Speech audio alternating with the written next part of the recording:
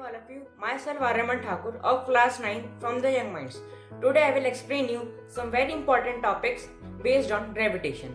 So gravitation से आपको पता ही चल रहा होगा, ग्रेविटी एक वो फोर्स है जो किसी भी दो ऑब्जेक्ट को अपनी तरफ अट्रैक्ट करे. तो सबसे पहला topic universal law of gravitation. Every object in the universe attracts every other object with a force which is proportional to their product of their masses and inversely proportional to the square of distance between them. इसको और अच्छे समझते हैं. सबसे पहला object हमारा A है, दूसरा हमने B लिया है.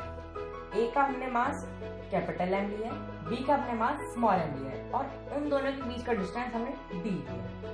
तो स्टेटमेंट के according force is directly proportional to the product of their masses, यानी A का मास इनटू B का मास, यानी capital M into small m.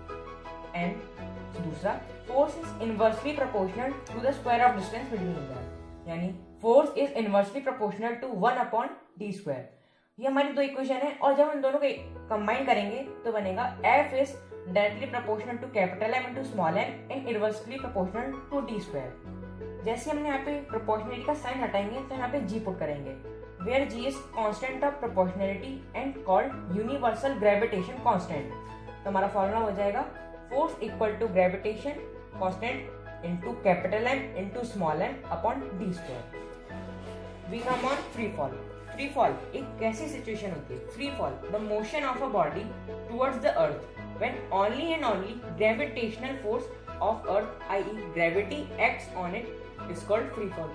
Free fall एक ऐसी सिचुएशन होती है जब एक ऑब्जेक्ट फॉल हो रहा होता है और उस पर सिर्फ ग्रेविटेशनल फोर्स ही काम कर रही होती है, उस सिचुएशन को हम फ्री फॉल कहते हैं. इससे हम रिलेट करते हैं एक्सेलरेशन ड्यू टू ग्रेविटी.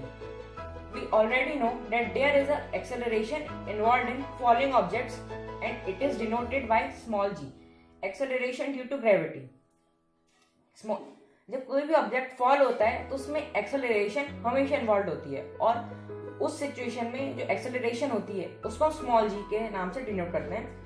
तो उसको हम वो क्या लेती है acceleration due to gravity. Second law of motion के हिसाब से फोर्स का फॉर्मूला होता है F equal to m into a. But कोई भी बॉडी अगर फॉल हो रही होती है, गिर रही होती है, तो उस पर एक्सेलरेशन ड्यू टू ग्रेविटी काम कर रही होती है, तो उसका फॉर्मूला हो जाता है F equal to m into g. और हमारा ग्रेविटेशन का फॉर्मूला था F equal to capital G into capital N upon r square.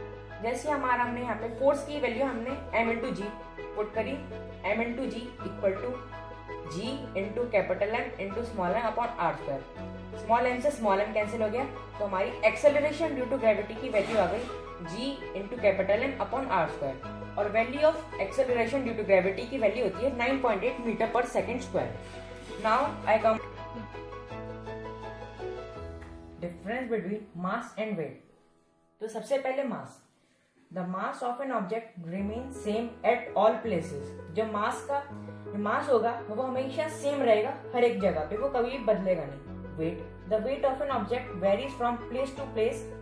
और जो वेट होगा वो हमेशा डिफरेंस करता रहेगा प्लेस टू प्लेस पे. हम जिस जगह जाएंगे उस जगह हमारा वेट अलग अलग होगा. Mass has no direction, weight has direction. Mass के अंदर डायरेक्शन नहीं होता है और वेट के अंदर डायरेक्शन होता है. ऐसा यूनिट ऑफ मास केजी और ऐसा यूनिट ऑफ वेट होता है newton. Mass never be zero, mass हमारा कभी भी जीरो नहीं हो सकता. और weight of an object is zero when acceleration due to gravity is zero. से that centre of the earth, weight हमारा जीरो हो सकता है. फॉर एग्जांपल अगर हम सेंटर ऑफ द अर्थ पे खड़े हैं तो हमारा वेट जीरो हो जाएगा. I hope you understand all these topics.